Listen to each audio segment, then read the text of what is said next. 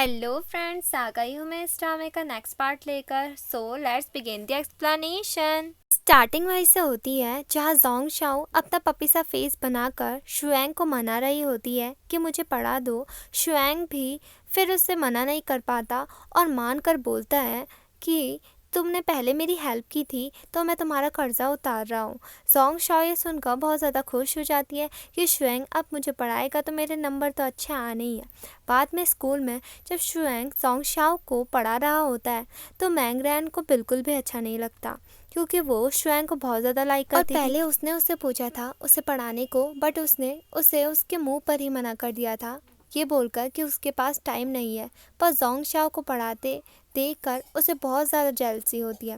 वही Jong Shao इतना ज़्यादा पढ़ पढ़ कर बोर हो जाती है क्योंकि उससे कुछ आ ही नहीं रहा होता है। वो मन ही मन सोचती है मैंने तो इतनी मुश्किल से स्कूल पास किया, फिर कॉलेज, अब फिर से मुझे यही पढ़ना पड़ेगा।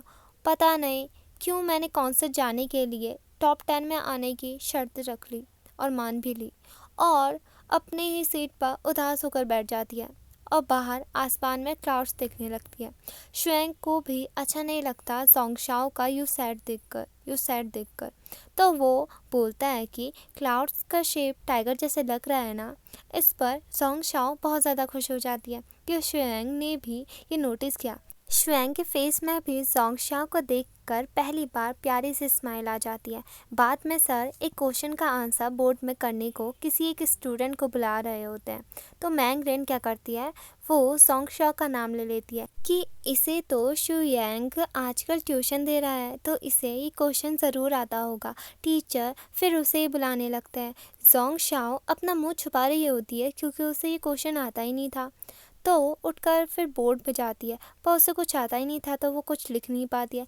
बाद में क्लास के बाहर मिंगरैन उसे टॉन्ट देती है कि वो क्वेश्चन तो कितना इजी था, तो मैं इतना भी नहीं आता है कहकर वो चले जाती है। जोंग शाओ तो उसे ही देखे रह जाती है कि इसने अभी क्या क्या कहा।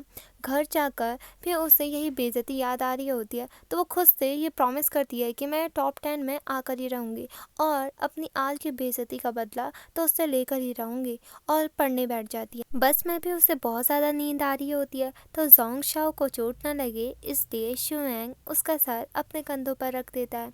बाद में लैपटॉप पर अपनी और जोंग शाओ की पिक्चर देख रहा होता है जिससे पता लगता है कि शुएंग भी सीक्रेटली जोंग शाओ को बहुत ज़्यादा लाइक करता है।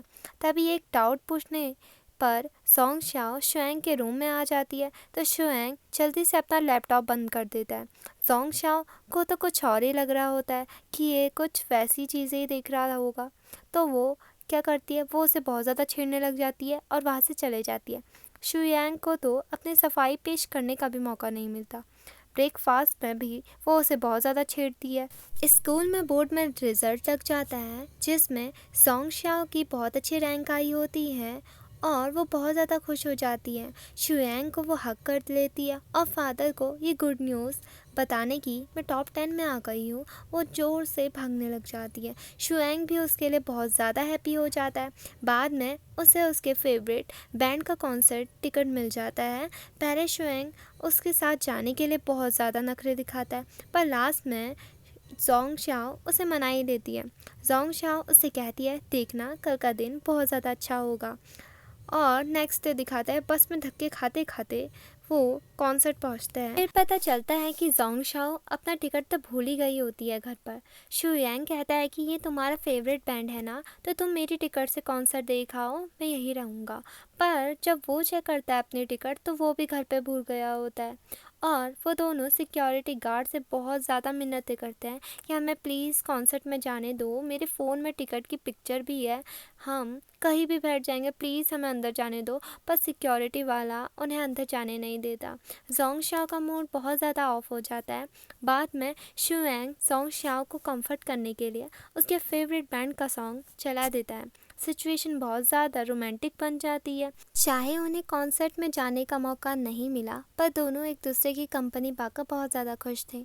नेक्स्ट डे जोंग शाओ अपनी विश लिस्ट में जो उसे काम करना था उसके पूरे हो जाने पर उसमें टिक लगा रही होती है जिसमें फर्स्ट ये भी विश ये थी कि वो अपना फेवरेट बैंड के कॉन्सर्ट पर जाए। बेशक वो अंदर नहीं गई पर उसने उनके गाने खूब इंजॉय किए थे वहाँ। दूसरी विश ये थी कि वो वेस्ट स्ट्रीट में जाकर नूडल्स खाए। तो वो शुएंग को ढूंढ रही होती है अपने साथ ले जाने के लिए। बाद में उसे दादी से पता चलता है कि वो एक क्लास अटेंड करने के लिए स्कूल गया है। तभी जोंगशाओ को याद आता है कि शुएंग तो यहाँ नहीं है, तो वो यहाँ से शिफ्ट कैसे नहीं हुई उसके पास। तो वो उसके पास उससे मिलने स्कूल जाने लगती है। क्लास के दौरान शुएंग जोंगशाओ और अपनी ग्रुप फोटो देख रहा होता है। तभी वहाँ जोंगशाओ भी क्लास के बाहर आ जाती है। आपस में वो थोड़ी देर बात करते हैं और तभी शुएंग की बुक में वो ग्रुप फोटो देख लेती है और बोलती है, अच्छा तुम मैंगरेन को सीक्रेटली लाइक करते हो। शुएंग तो फिर कहता है, लगता है तुम्हें अपना दिमाग चेक करवाना पड़ेगा, और वहाँ से चले जाता है। बाद में घर आकर भी जोंगशाओ यही सोच रही होती है कि ये मैंगरेन को नहीं देख रहा था तो किसको देख रहा था फोटो में, और खुद ही बोलने लगती है कि ये मुझे तो नहीं देख रहा था। उसके दिमाग में फिर से खुरापाती आइडियाज़ आने लग जाता है। वो अपने ड्रॉर से अपनी क्यूट क्यूट सी फ़ोटो निकालती है और शुएंग की बुक में रख देती है। क्लास में जब शुएंग का फ्रेंड उससे बुक कॉपी करने को मांगता है तो जोंगशाओ की फ़ोटो देखकर वो लोग तो वो दोनों को रिलेशनशिप में वो है क्या पूछ लेते हैं। शुएंग इतना ज़्यादा गुस्से से उसे देखता है, जोंगशाओ तो अपना मुंह ही छुपा लेती है। बाद में वो उससे बहुत ज़्यादा सॉरी करती है, वो भी उसे माफ़ कर देता है और वहाँ से चले जाता है। जोंगशाओ की सफाई की ड्यूटी थी तो मैंगरेन उसे याद दिलाने आती है। वहीं हम देखते हैं कि मैंगरेन स्टाफ रूम से किसी का एग्ज़ाम पेपर गायब कर रही होती है। तभी जोंगशाओ भी वहाँ आ जाती है, वो उसे जल्दी से छुपा देती है। जोंगशाओ को कुछ शक तो होता है पर वो तब कुछ नहीं कहती है और वहाँ से चले जाती है। बाद में क्लास में वो कुछ बहाने से उससे पूछने आती है कि उसने कल रात कुछ देखा तो नहीं, पर वो उसे मना कर देती है। बाद में वो जोंगशाओ को देखकर मुस्कुराने लगती है, शायद उसने उसके लिए कुछ प्लान किया था। जाते वक्त भी शुयांग उसे बताता है कि मैंगरेन तुम्हें आज बहुत अजीब नज़रों से देख रही थी। जोंगशाओ इस बात पर ज़्यादा ध्यान नहीं देती। बाद में वो उसे कहती है कि आज मुझे थोड़ा रुकना पड़ेगा, एक्स्ट्रा क्लास है इस वजह से, तो तुम आगे चले जाओ। शुएंग भी कुछ ज़्यादा नहीं कहता और चले जाता है। जोंगशाओ बहुत ज़्यादा गुस्सा हो जाती है कि ये इतना सिंपली कैसे मान जाता है, मेरे लिए रुक नहीं सकता था क्या। घर जाते वक्त भी वो शुएंग को बहुत ज़्यादा खड़ी खोटी सुना रही होती है। तभी उसे एक मोटी सी लड़की बुली करने आ जाती है। जोंगशाओ भी उनसे डरने वाली थोड़ी ना थी, वो भी पुलिस कहकर उन्हें डराने लगती है, पर पीछे कोई नहीं होता। बाद में वही उसे दीवार पर धक्का मार के परेशान करने लग जाते हैं। तभी उसे याद आता है कि पास में इस हाई स्कूल में एक बॉस था जिससे सब बहुत ज़्यादा डरते थे। क्या नाम था उनका? ब्रदर लिन। फिर वो फेंकने लग जाती है कि तुम्हें पता है कि मैं कौन हूँ, तुम्हारा जो बॉस है ना, इतना ही कहना था। वो मोटी पूछने लग जाती, अच्छा तो तुम्हारा उससे क्या रिलेशनशिप है। तो साथ ही में जोंगशाओ कहने लगती है कि इतना क्लोज रिलेशनशिप है ना कि तुम सोच भी नहीं सकते। तो मोटी कहती है, अच्छा तुम बॉस की गर्लफ्रेंड हो ना। तीनों बहुत ज़्यादा खुश हो जाता है। वहाँ खड़ा खड़ा जो लड़का होता है वो उसे ब्रदर इन लॉ ही कहने लग जाता है। जोंगशाओ भी उनकी मिसअंडरस्टैंडिंग सही नहीं करती। तीनों उसकी बहुत ज़्यादा खातिरदारी करके उसे रिस्पेक्ट से वहाँ से भेज देते हैं कि ये हमारी बॉस की गर्लफ्रेंड है और हमारी होने वाली भाभी भी। वही जोंगशाओ उनसे बचकर भाग रही होती है और कह रही होती है कि अच्छा हुआ मेरी याददाश्त इतनी तेज़ है, वरना वो तीनों तो मेरा कचुम्बर ही बना देते। और फिर सामने से उसको शुएंग भी मिल जाता है। फिर वो दोनों साथ में घर चले जाते हैं। नेक्स्ट डे स्कूल में दो लड़के जोंगशाओ को फिर अपने बॉस के पास ले जाते हैं। जोंगशाओ सोचती है कि ये कौन है, और यही है ब्रदर लिन जिसके नाम से वो उन तीनों को डरा के आई थी। वो जोंगशाओ के पास आता है और कहता है, अच्छा वो तुम ही हो जो मेरी कल ही गर्लफ्रेंड बनी है। वही शुएंग खेलने के बाद पानी पी रहा होता है तो कुछ लड़कियों के आपस में बात करने पर उसे पता लग जाता है कि जोंगशाओ को दो लड़के एक गैंग के बॉस के पास ले गए हैं। तो वो उसके लिए बहुत ज़्यादा परेशान होता है और इसे बचाने के लिए वहाँ से भाग जाता है।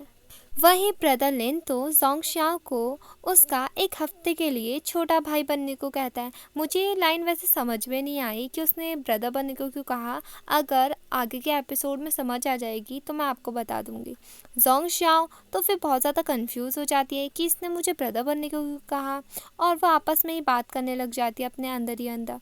जो लिन के पंडा होता है वो कहने लग जाता है कि बॉस, मुझे तो लगता है इस लड़की का दिमाग खिसका हुआ है। फिर उसका बॉस उन दोनों को बाहर भेज देता है। फिर जोंगशाओ से पूछता है कि तुम्हें क्या मुझसे डर नहीं लगता, तो वो कहती है नहीं। तभी जैसी वो उड़ता है उसके बम पर चोट लग जाती है। जोंगशाओ बहुत ज़्यादा हंसने लगती है। फिर वो उसकी रिक्वेस्ट मान जाती है। तभी वहाँ शुएंग भी आ जाता है। लिन कहता है कि क्या ये तुम्हारी गर्लफ्रेंड है, तो जोंगशाओ उसका मुंह देखने लग जाती है। तो वो कहता है बस हम दोनों साथ रहते हैं। तभी लिन के चमचे उसे बताते हैं कि बाहर बहुत ज़्यादा भीड़ जमा हो गई, तो जल्दी बाहर आओ। तो जोंगशाओ को लिन कहता है कि रिक्वेस्ट भूलना मत, और ये कहकर वो वहाँ से चले जाता है। वहीं जोंगशाओ क्लास में कॉमिक पढ़कर हंस रही होती है। वहीं ब्रदर लिन के गैंग के लोग बॉस की गर्लफ्रेंड कौन है कहकर उसे देखने आए होते हैं। शुयांग को ये बहुत ज़्यादा गंदा लगता है और वो जेलसी में जोंगशाओ के आगे खड़ा हो जाता है। इसी के साथ ये पार्ट यही ख़त्म होता है। तो दोस्तों, इसके बहुत ज़्यादा छोटे छोटे पार्ट है, तो मैं 4 या 5 एपिसोड एक साथ इसको एक्सप्लेन करती हूँ। तो जब इसके साथ में एपिसोड आ जाएंगे तब मैं इसको एक्सप्लेन कर दूँगी। तो तब तक के लिए आप प्लीज़ लाइक कीजिए, शेयर कीजिए and subscribe my channel. Thank you.